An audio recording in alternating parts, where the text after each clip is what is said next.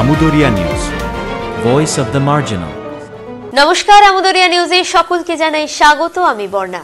এই মুহূর্তে একটি গুরুত্বপূর্ণ খবর নিয়ে চলে এলাম। টানাপোড়েন মেটাতে প্রত্যুষা বাজারের মাপামাপি হলো দিনহাটায়। দিনহাটা ১ নম্বর পঞ্চায়েত সমিতি সংলগ্ন জমি ও প্রত্যুষা বাজারের জমি নিয়ে দিনহাটা পুরসভা ও পঞ্চায়েত সমিতির মধ্যে দীর্ঘদিন ধরে টানাপোড়েন চলছে। বৃহস্পতিবার এই জমির সঠিক পরিমাপ ও চিহ্নিতকরণের জন্য ব্লক ভূমি ও ভূমি সংস্কার দপ্তরের পক্ষ থেকে মাপযোগ করা হয়। ভূমি ও ভূমি সংস্কার দপ্তরের আধিকারিকরা জানান, মোট ১.৩২ একর জমি চিহ্নিত হয়েছে, যা না পুরসভার না পঞ্চায়েত সমিতির। এটি রাজ্য সরকারের জমি এবং ১ নম্বর খতিয়ানভুক্ত। প্রত্যুষা বাজারের সূচনা প্রায় ৩০-৩৫ বছর আগে করেছিলেন তৎকালীন মন্ত্রী কমল গুহ। সেই থেকে বাজারের রক্ষণাবেক্ষণ, উন্নয়ন এবং ট্যাক্স সংগ্রহের দায়িত্ব পালন করছে দিনহাটা পুরসভা।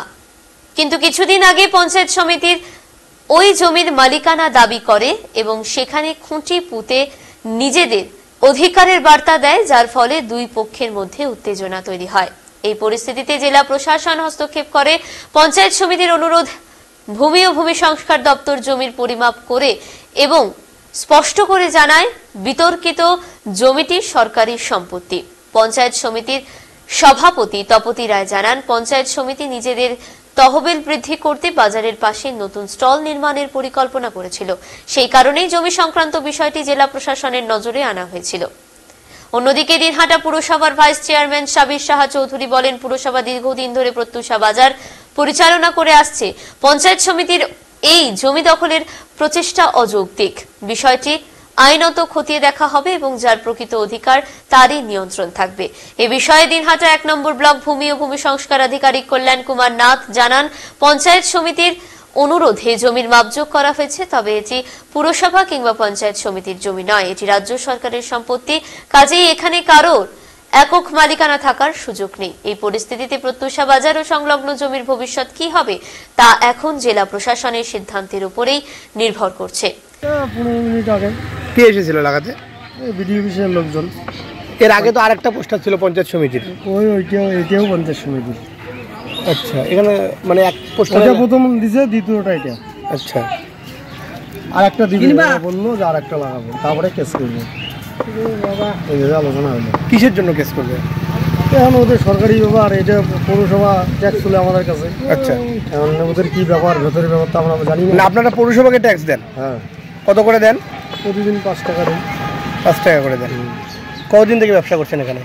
এখানে তো মোটামুটি আমার এখানে ৩০ বছর কমন। কি নাম আপনার? আমার নাম রঞ্জিত দত্ত। হ্যাঁ, দেখলাম তো।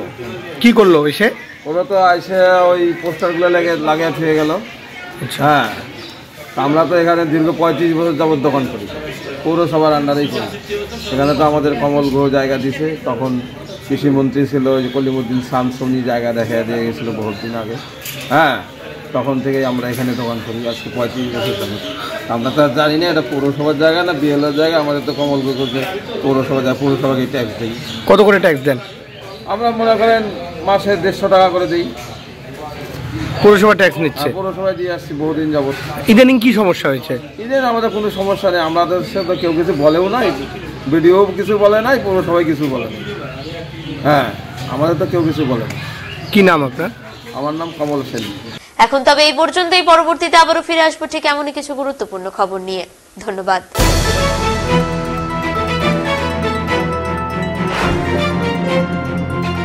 আমুদরিয়া news, voice of the marginal.